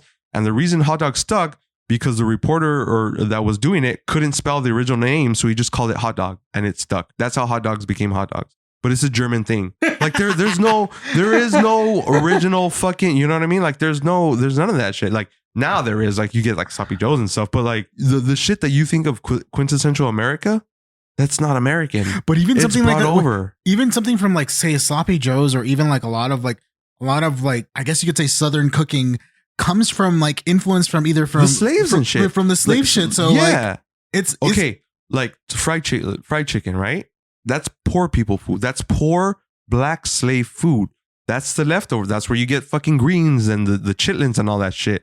Even with Hispanics, the reason you got like the tripas, the lengua, the cabeza, the fucking all that shit, because that's the crap that they threw out. And it's like that the higher caste is like, we don't need this shit. And now you can't even fucking get that shit for normal price because everyone loves it. Lobster was poor people food back in the day. Lobster was considered bottom feeder, and you didn't eat bottom feeding animals. Now it's fucking expensive. Yeah. Speaking of that, it's all about perception.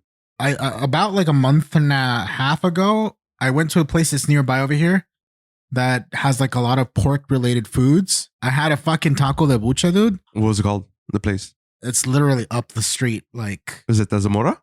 I don't remember the name, but it's right after the motel. Oh, in that little center with that. There's a laundromat there. I know exactly. Right in the corner. Not the corner, but right. Yeah. Really? It's been there for a minute. I thought that those fucking tacos were fucking good, dude. Really? I have to try it now. All those tacos it was all pure bucha. Like it was like, it's all pig shit. So it's like fucking carnitas and all this other shit. So I ended up adding like fucking like just like the red salsa on that shit. I was gonna say you should have stayed away from the green salsa just in case. Stay away from the green salsa. You never know. But you don't want stars in your mouth. It was the fucking red salsa, dude. Fuck, dude. Yeah. And they gave me like, dude, I ended up I what is it? I got a quesadilla de buche, and I fucking got a fucking 2 tacos, or was it 1? No, I got 2 tacos because I was like, the tacos are probably gonna be small. No, them fuckers are like regular like tortillas. You get me? Not the taco tortillas. Also, like the fucking Guerrero tortillas. Yeah, dude. Okay. Yeah. That's like, dude, like 2 tacos will get you fucking like. And if they're doing this, double the tortilla? No, well, I don't remember honestly. I'm just saying because sometimes they'll do that to fucking like help fill you up. Yeah. But if they don't, I don't like, remember, but no, they were fucking loaded, dude. I when I went up there and I asked them for a box for like the leftovers of the quesadilla that I had, I told him, I was like, dude, I thought the tacos were gonna be small. I was like, nah, they're not. I think you just you scheduled my dinner for tomorrow, bro. Dude, I think go for it. I think it was good. I mean, I don't know if you like buche, so I just enjoy pork. but I mean, like they have carnitas and some other shit in there too. Chicharrón too? I don't. I think they have. I think they do. If not, it's cueritos. Okay. So, but I mean, it's the same. Well, It's the same. It's the same Well, shit. fried, non-fried. Yeah. Yeah. But it's basically the same shit. So, like, they might have, but definitely go check it out. It was really, really good. Sorry to get out of tangent just for that. But I don't know. I just thought like when you were mentioning about like, you know, basically quote unquote poor people food, it's like that's what I thought about too. Because quite frankly, like, yeah, like I mean, the same thing with fucking like what is it? Menudo has fucking stomach. Like, Yeah, that's like, it's all you. It's the stuff left over from the animal that typically, you know, the better off, the higher caste didn't eat. I mean, so like, that was what was left for us. There's sopa de pata, which is pig's feet, basically. So it's like all this shit. It's like, and that's the thing too. It's like there is no originality here in America when it comes to cuisine or even art. It is all influenced from something that came outside of America or that was brought in by the fucking settlers. You get me? And that even the origins from that, it comes from another country. And you know what's funny? Like that's where we lost our way because that was the shit, obviously, that this country was built on. But that's the shit that made this country fucking dope. Yeah. That collection of, I always think like my trip to New York, I seen motherfuckers and like, you could tell these fuckers had money just because like, I don't know anything about suits, but seeing some of these dudes, like, I'm like, fuck, that suit has to be just their outfit. I'm like, these fuckers have to be making some sort of bank. But like I said, when I was in New York, I was right next to him at a fucking hot dog cart and you're just chowing down because it's just, you're accepting of everything around you. And that's how it should be. You shouldn't, like, yes, obviously there's that social separation, but in that moment of those moments of everyone needs to eat, everyone needs to drink, everyone's equal. Yeah. And that was fucking beautiful out there, you know, and I don't think we get that anymore. We don't have that anymore. I don't think we do. I mean, like the separations have become so fucking like so big. You know, there's the distance between the separations have been so big that basically like, yeah, like there you don't have moments like that anymore. You don't have what you call it.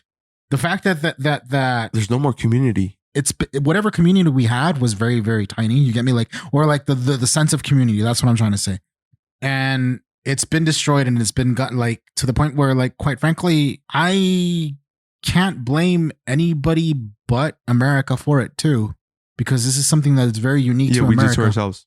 Yeah. The whole fucking idea of individuality and stuff like that.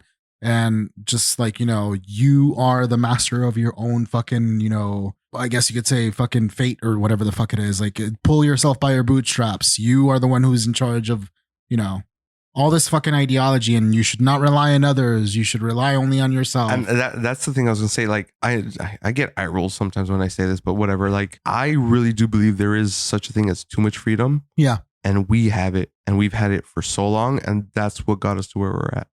Sometimes you just got to tell people, no, shut the fuck up and sit down. Like, you just can't.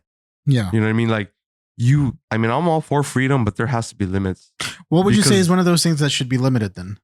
Because I'm like, just to have this conversation, I want to hear your little fascist mind. It's not even about fascism, dude. It's like, oh, I'm sorry. You don't want us to have freedoms. I mean, no. And like, you know what? Fine. If that's fascism, fuck it.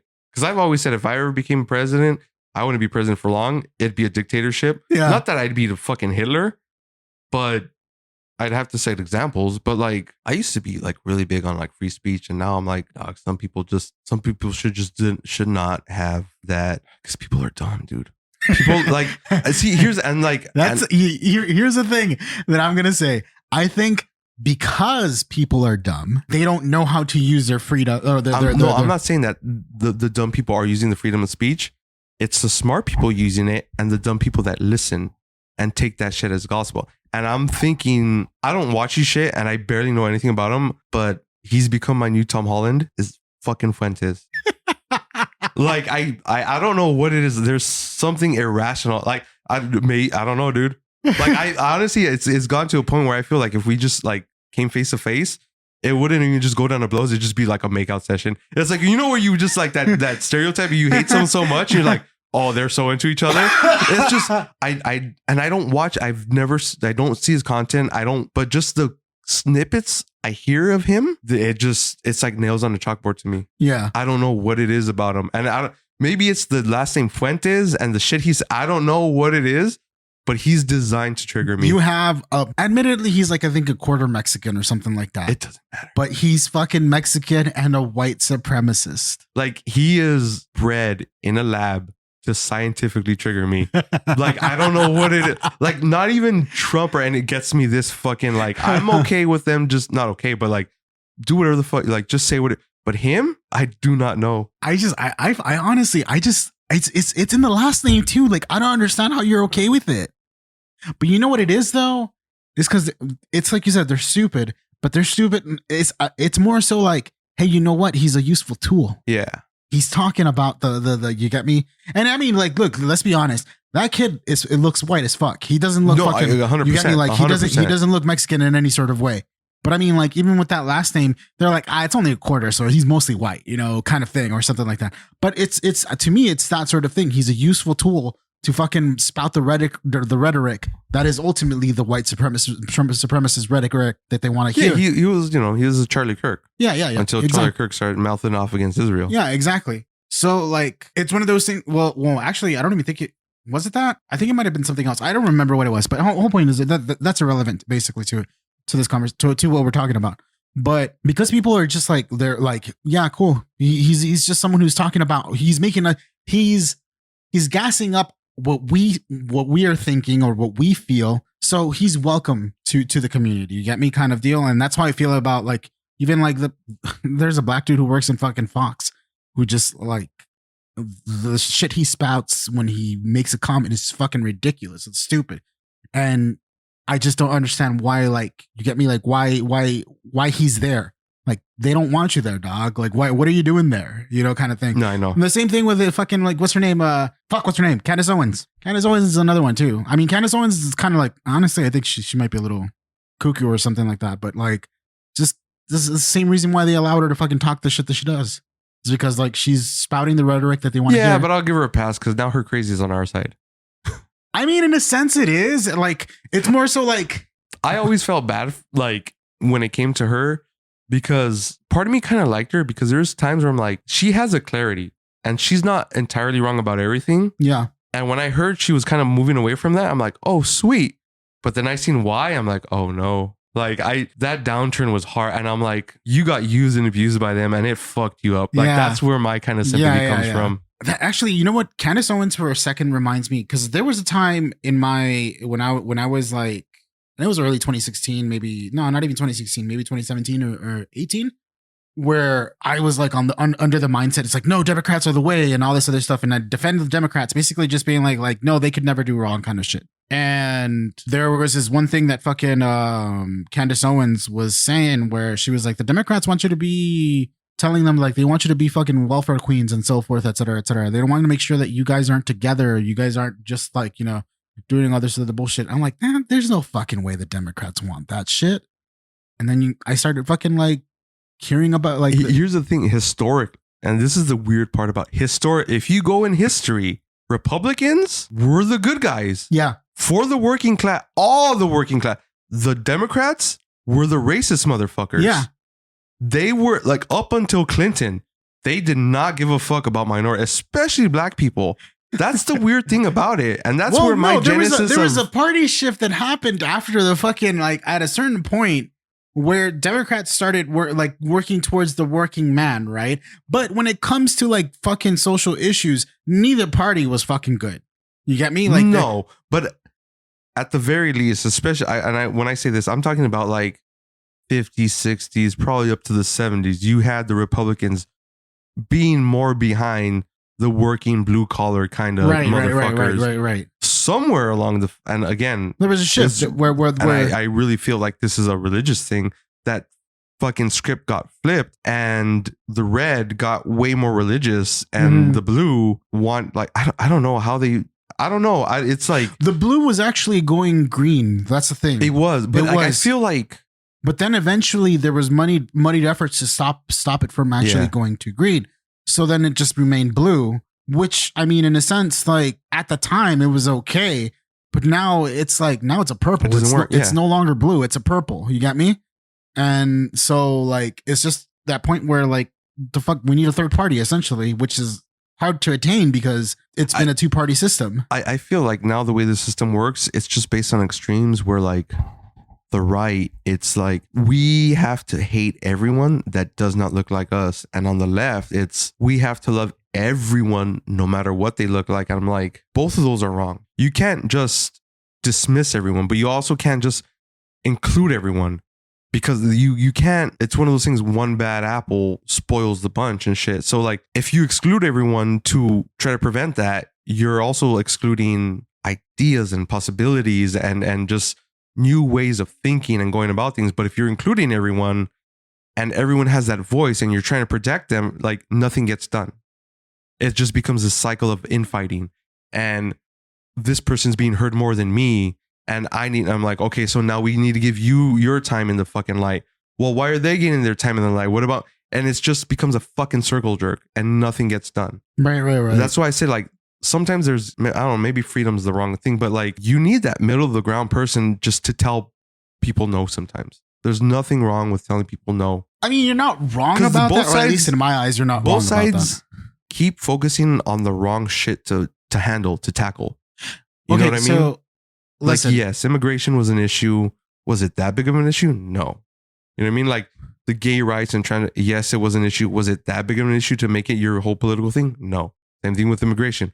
But it was done, and one side, one issue lost it for the other, and one side won it for the other.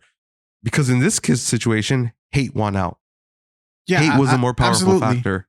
But I mean, like I said before, where in the sense where like the reason why ultimately the Democrats failed was because they failed to They blame. didn't care about anything relevant. That's the reason. They didn't they went on the defensive to defend the rights of like, or to defend the honor, I guess you could say, of the people who were being like, you know, basically called out by the fucking Republicans, but they failed to connect the responsible party to the reason why these people feel anger towards these minorities, essentially. So like, while the whole, yes, socially, I think the left wants to make sure that they are as inclusive as they possibly can, but also the economic portions of their particular ideology is ultimately to make sure that everyone is able to live above water. You get me? Oh no, I understand that. So like when it comes to, I think this whole misconception of like thinking like, yes, socially they only care about like socially they would, or when it comes to societal things, yes, they want to build a more inclusive world, I guess you could say, or maybe a more inclusive country. But financially, or at least in that sort of like fiscally, they want to make sure that the money that is being spent is actually being spent on social programs that work. And see, that's the thing. For me, the ideal version of inclusivity is everyone, no matter what their situation is, should be able to go out and do the same thing as anyone else. Mm-hmm. And that's just in terms of both as a human being without having to be worried about being persecuted or called out for it, but also financially to be able to do it comfortably without having to worry about the next week or like, well, now I can't buy groceries or some bullshit like that. You know what I mean? Right. Like, great, I'm gay and I can get married now. That doesn't mean shit to me if I can't afford the fucking wedding. Right. No, I get You know that. what I mean? I get that. So like, and I get worrying about the minorities and stuff like that. I'm a fucking minority. Like, I don't like that shit needs to happen. But there's sometimes though where sometimes it benefits you to take care of the majority first. Because once you shut them up and they're happy and they're content and things are good for them and they really have nothing to complain about, and you're like, okay, we're going to start helping the minority, and then everyone balances out. And No, then, you know what I mean? And that's how it should I totally work. get what you're saying, but okay, so here's the thing is like what I'm saying is what's on the left, on the left, and what we consider like leftist shit, they're all about both the economical ability of people to be able to like spend their money and take care of themselves, along with the societal rights, or just, you know, the ability to be able to be yourself for whatever reason is, stuff like that. The issue that we have is like we have Democrats that are not necessarily left. That's what I mean. Yeah. That's what I mean. Democrats are not left. I mean, they're left adjacent, I guess you could say. But if anything, they're more center left than anything else. You get me? I mean, their strategy was casting a wider tent to try to bring in fucking Republicans in by saying like, yeah, we're gonna do the same thing that fucking like, we're going to throw out the immigrants too. At that point, they might as well just vote for Republicans because they're going to do it. Yeah. You're just coming out as a faux Republican by saying stupid shit like that. You get me? So like the Democrats, as far as like the what you call it, the establishment Democrats, that's what they are essentially. They're just like center left. What is it, like Democrat name only kind of deal? Not even the Democrats in name only. It's just because sometimes they actually do fucking do shit. You get me? But it's more so like they're more like just like not even in the center. That's the thing. And actually, I wouldn't even say center left. I would say maybe like more just as close to the center as they possibly can. Because quite frankly, like a lot of their fucking policy isn't really that revolutionary when it comes to like social programs or anything of that sort. You know? And that's the thing. That like everyone's stuck in the whole playing it safe mode. Yeah. Because no one, and this is why I really believe firmly in term limits, because when there's no term limits, you stagnate and then you get stuck doing the same thing over and over because it's been working. So there's no need for innovation. Right. It just becomes, well, if I don't rock the boat, I get to keep my job and this cushy fucking life I have. Right. Where that's not, you shouldn't have that. You know what I mean? Like, you need new, fresh ideas, and that only comes from new, fresh people that have lived current conditions and grew up in these new times and shit. So they're the ones that can relate and understand more of the modern issues as opposed to some fucking 70-year-old asshole. Yeah, absolutely. Sitting in a chair. I mean, we have fucking Chuck Schumer thinking that he's doing the best job in the world, and he's like not doing anything. Yeah, you know. He was put in there just to fucking protect Israeli or what you call it, to make sure that fucking Israel gets their arms, you know, basically, essentially. I don't know how you feel about it. If you want to continue, because I wanted to talk about the FIFA thing. No, I do want to. Moving on from this very honestly, it just went all over the place. But it was really good. In my opinion, it was a really good discussion for me, at least. But we're gonna move on to something else. That should be, it's not really too much either as well. But this is coming from Kara News. FIFA cancels hotel reservation blocks in Dallas, Arlington ahead of World Cup. FIFA canceled some hotel blocks reservations in Dallas and Arlington a few months before the World Cup. When speaking to Kara News, a FIFA spokesperson declined to say how many reservations were canceled. But it has been reported that 2,000 reservations have been canceled in Philadelphia and 800 in Mexico City. President of Arlington Convention and Visitors Bureau, Brent Durad, such a fucking cool name, dude, Durad, said anti-United States sentiment and trouble getting travel visas could be factors keeping the demand down more than initially expected. He also said, we anticipate sellouts in Arlington, certainly the night before matches and then match nights, but we may not have that week or 2 week long activity consecutively that we would have had otherwise with a group filling those rooms. Bob Here, a professor of sports management at the University of North Texas, told Kara, the policies of the American government in recent years have sent a clear signal to the rest of the world, and many of them are concerned about coming to the United States. On top of that, fans and players from countries that qualified for the World Cup have to pay up to $15,000 for a bond to get a tourist visa this year due to President Trump's stricter immigration policies. This is exactly what I was hoping would happen. I want it to be bigger. Oh, me too. I want it to be more. Like I want stadiums to at the very least be half empty. Yes, that's what I want too. I want the same thing for the Olympics, but I don't think it's going to happen so much for the Olympics. Honestly, I am hoping countries pull out of the Olympics. I would love for that. I hate to you know what? I can't even say that I hate it because quite frankly, like it's a lesson that we need deserved. It's deserved. It deserved for all the shit that's been happening. Because quite frankly, everything that's been happening in this administration for the most part has been fucking wrong. So And it sucks to say because those would have been like good fucking like economic booms that's for those a places. lot of money. And it sucks to say because we're saying is you're hurting potentially good people that don't, but fuck them. It's like this is what it is. This is like where we fucked around and now we're finding out. Basically, that's what's going on.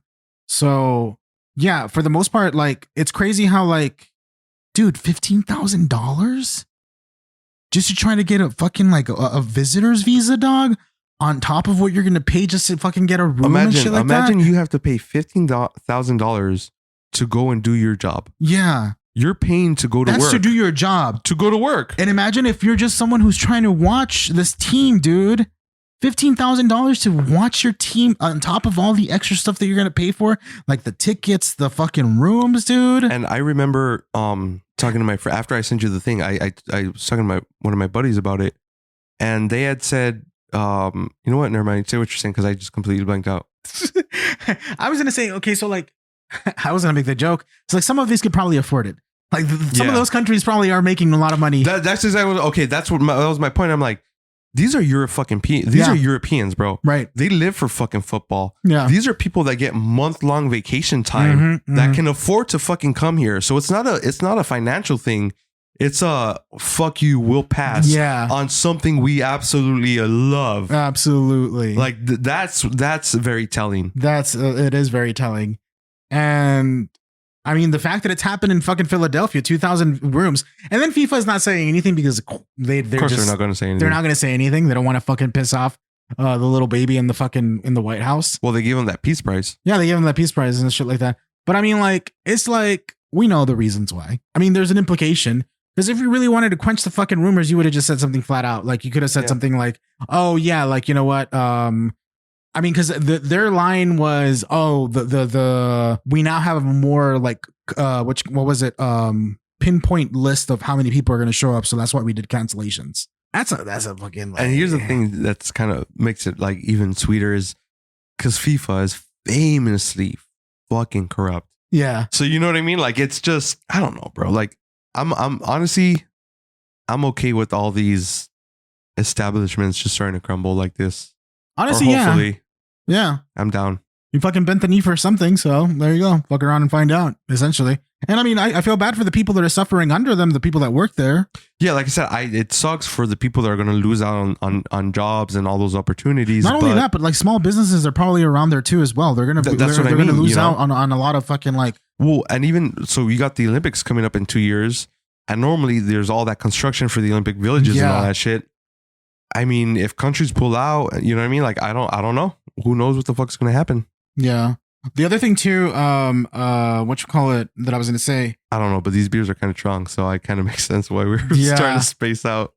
No, but I literally had the fucking thought, and now I can't fucking like think about it for some reason. Oh, the hotels were like talking about how like, oh, our numbers are still good, and American fans or domestic ticket sales are up and stuff like that, and it's like. Yeah, because we're cucks, dude.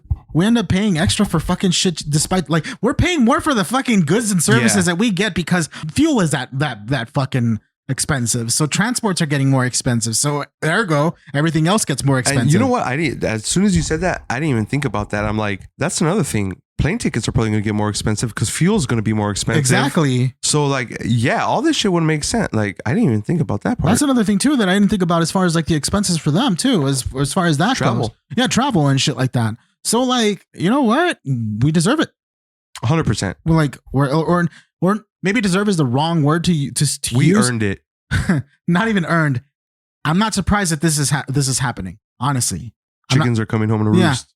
Yeah, I'm not surprised that this is happening. Like we honestly, I'm pretty happy.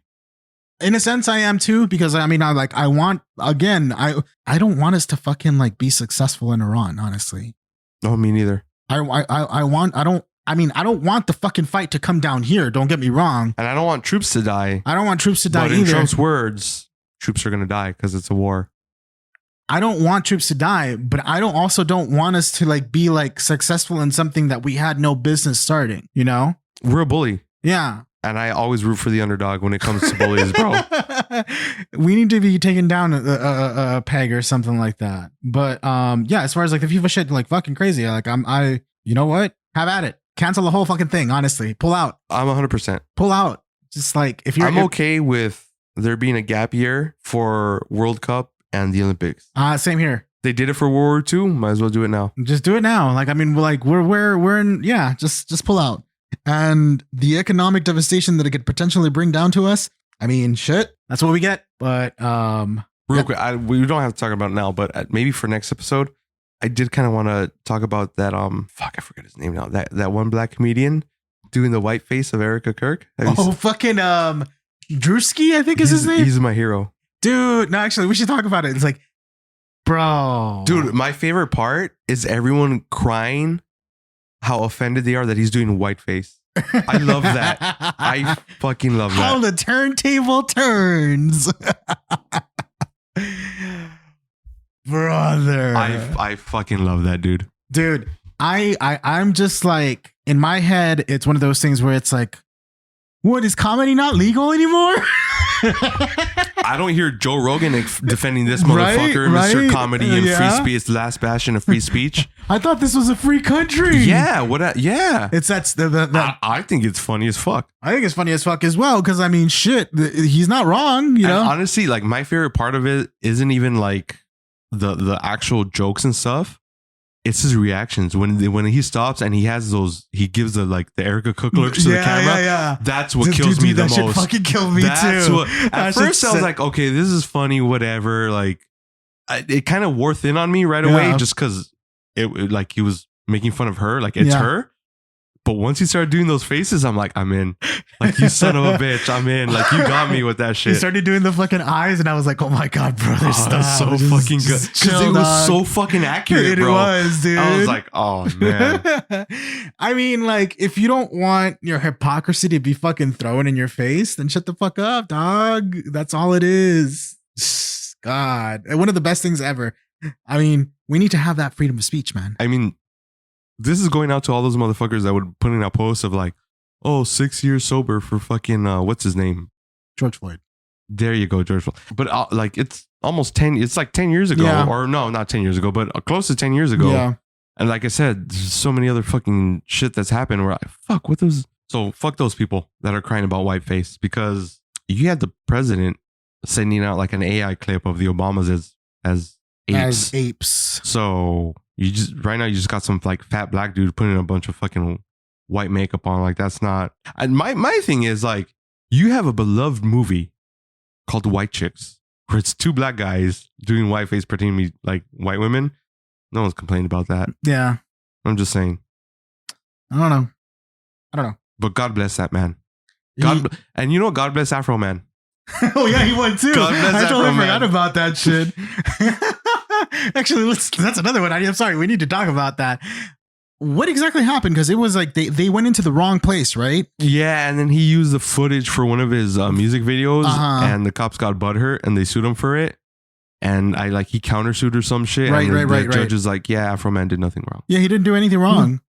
I mean, like, did you see what he wore to court? It was the American flag suit and shit like that, dude. No, but the other thing too, what was it? Like, there was a line is like, did you think that your video would bring would bring distress to this woman? And he's like, does she think that it would bring me distress or some shit like that when she broke my fucking thing? You know, like, yeah, he's fucking right, dude. Yeah, dude. Like, there's no, I'm sorry, but fucking no, like, you know, it's a two-way street. Yeah, it is, exactly. Like, there's no way you could fucking claim that bullshit and then just like not take responsibility for your shit.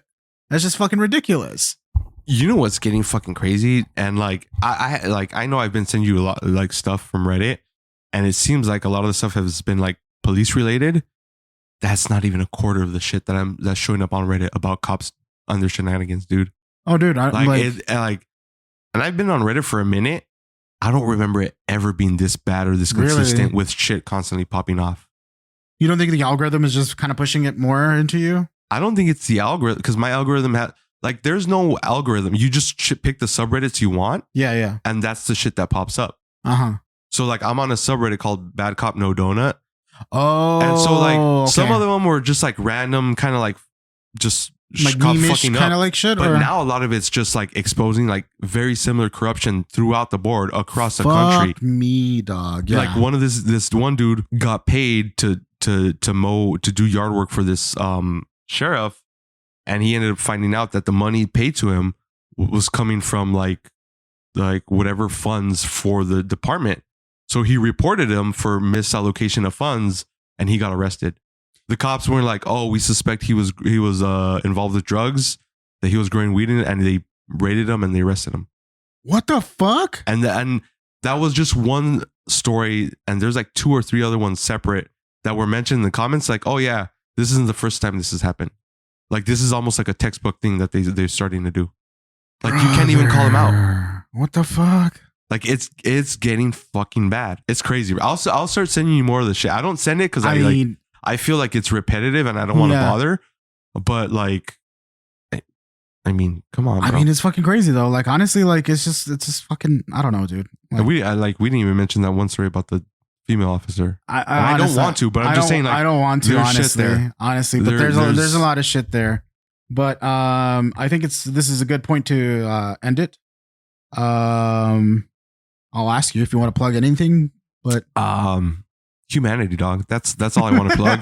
Is just fucking do your best to try to be at the very least patient with people. You know, I think you're asking a little bit too much. I am. Yeah, I think. But okay, you know what? Just stay away from kids. How about that? Just stay away from kids. Stay away from kids and animals. That's all I gotta say. That's all I gotta say. All right.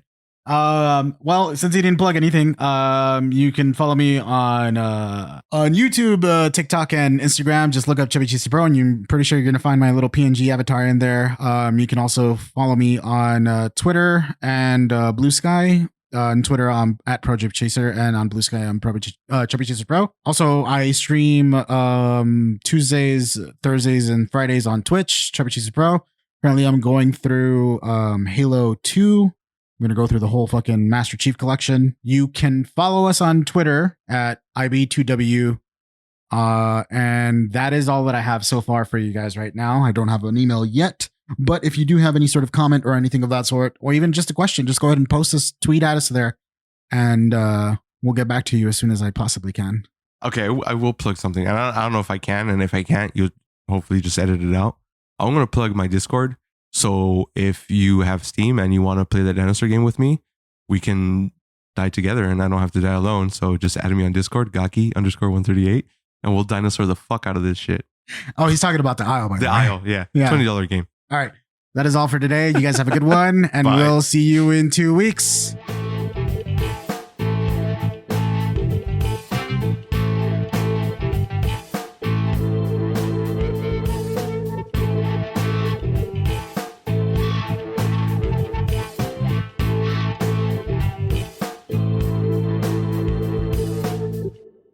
Intro-outro song is Wah Game Loop by Kevin MacLeod of Incompetech.com, licensed under Creative Commons by Attribution 4.0, http://creativecommons.org/licenses/by/4.0/.